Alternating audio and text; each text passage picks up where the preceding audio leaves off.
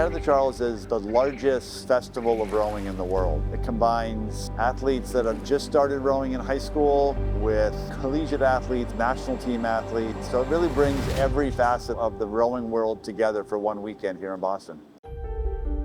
I wouldn't say rowing is the top spectator sport, but Head of the Charles is one of those rare events that actually makes it feel like it is, or it could be. I would say the biggest difference is the spectators. You might hear people for a few seconds, but not anything longer than that. But there's so many people on bridges, on the banks all the time, and that just makes it so exciting for us because we're not used to that in any way. So spring is the main season for NCAA collegiate rowing, and it's always 2,000 meters, and that is head-to-head racing, so you'll have between 6 and 8 boats line up together and start at the same time.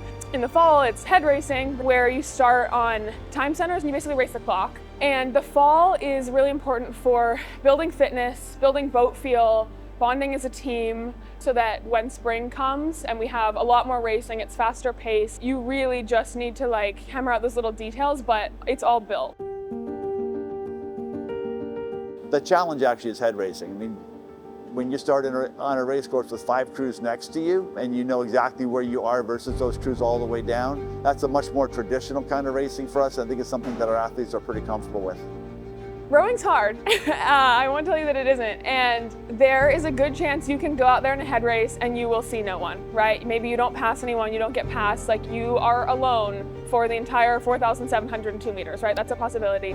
And it's really important to stay internal. As a rower, there is nothing I can do to influence the outcome of someone else's race. The only thing that I can do is race my own race. The way to have the best race possible is to row exactly the same as the girls around you and be locked in, 9 people, 1 mind, right? And that's true whether there are people around you or not.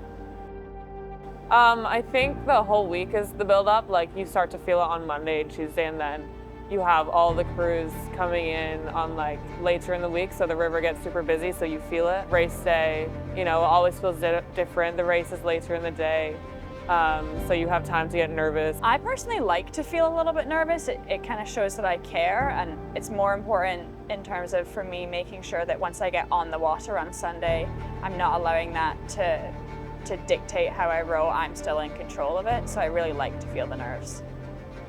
I love this race. The first time I ever heard of Northeastern was 10 strokes after my first ever Head of the Charles. I was 14 years old, we came around the final bend, and I looked at this big red boathouse and I said, who the heck is that? And someone was like, oh, that's Northeastern. Here I am, racing my last race with Northeastern, and it's gonna be good. I know we're just gonna have a great time. The best part of our job is seeing the progress they've made over the last 4 years. It really is fulfilling, and it really is why we coach.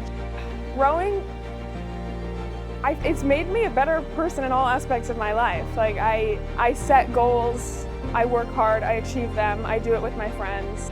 It's such a hard sport to define, but you learn a lot and you grow up a lot, and I feel really, really lucky.